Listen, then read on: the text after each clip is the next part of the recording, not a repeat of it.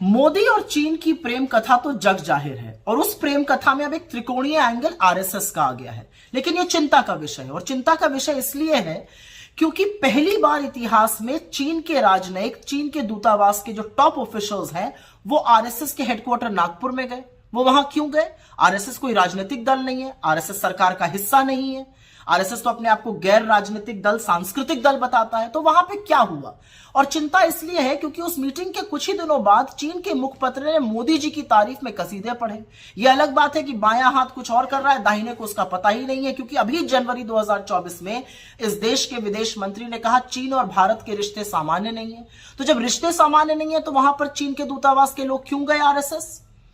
यह अलग बात है कि यही विदेश मंत्री पिछले साल कह रहे थे कि हम छोटी इकोनॉमी है, हम बड़ी इकोनॉमी के साथ कैसे निपटेंगे। अपनी सेना के शौर्य और पराक्रम का अपमान करना कोई एस जयशंकर से सीख ले। लेकिन अब याद रखिए कि हुआ क्या है। अप्रैल मई 2020 के बीच में चीन घुसपैठ कर रहा था और 15 जून की वो सियाह रात 2020 की जब 20 जांबाजों की गलवान में शहादत हुई। यह अलग बात है कि 4 दिन बाद मोदी जी ने देश से सीधा सफेद सपाट झूठ बोला और बिना पलक झपकाए कहा कि कोई घुसा हुआ नहीं है। और कितनी बड़ी विडंबना है कि तब से 19 कोर कमांडर लेवल की बातचीत में, मीटिंग में चीन वही क्लीन चिट लेकर बार बार दोहराता है कि आपके प्रधानमंत्री ही कहते हैं कि कोई घुसा हुआ नहीं है। लेकिन इस दौरान क्या किया? इस दौरान मोदी सरकार ने हमारे पेट्रोलिंग पॉइंट, जहां तक हम गश्त करते थे, पेट्रोलिंग पॉइंट 10, 11, 12, 13, 14, 15, 16 उनको बफर जोन में डाल दिया। जिन रणनीतिक इलाकों पर हमने कब्जा किया था वहां से सेना को पीछे किया गया।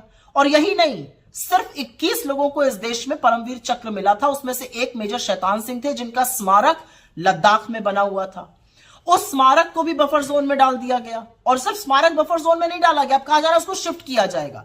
और इसकी पुष्टि भाजपा के खुद के काउंसलर ने लद्दाख में की है, वहां के चरवाहों ने की है कि जहां तक पहले जा सकते थे अब जा नहीं पा रहे हैं। अरे सब कुछ छोड़िए, इनका खुद का सांसद अरुणाचल में कहते हैं कि चीन गांव बसा रहा है और मोदी जी की आंखों से चीन के प्रेम की पट्टी ही नहीं उतरती है।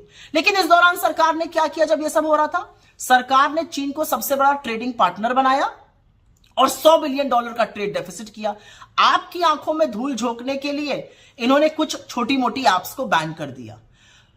चीन के राष्ट्रपति से मोदी जी की करीब 18 मीटिंग हुई है, 30 बार आए गए हैं, वो अलग बात है। इन 18 मीटिंग्स में मोदी जी ने देश के हित के बारे में क्या बात की मैं नहीं जानती हूं। लेकिन अभी एक मीटिंग हुई थी साउथ अफ्रीका में अगस्त 2023 में, और उस मीटिंग के बाद चीन ने एक मैप रिलीज किया जिसमें हमारे ही देश के जगहों का अपने देश में बता दिया गया। मोदी जी चुप रहे, बिल्कुल चीन का नाम नहीं लेते हैं। लाल आंख दिखाने की बात करते थे, यहां पर तो उनको झूले झूलने से फुर्सत नहीं है, ये साबरमती के तट पे झूल रहे हैं।